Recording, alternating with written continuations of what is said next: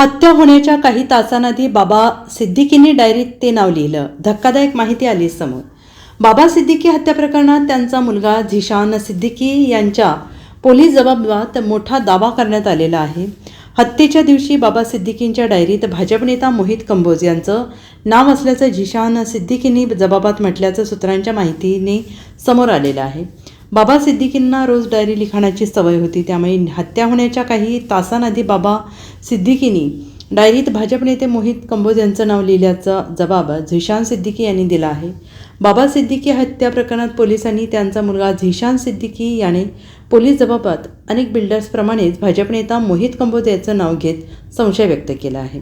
पोलिसांच्या आरोपपत्रात बिल्डर पृथ्वी चव्हाण, शाहिद बलवा, शिवालिका व्हेंचर्स, अदानी, नबील पटेल, विनोद गोयंका आणि ओंकार बिल्डर्स या नामांकित विकासकांच्या नावांचा उल्लेख आहे.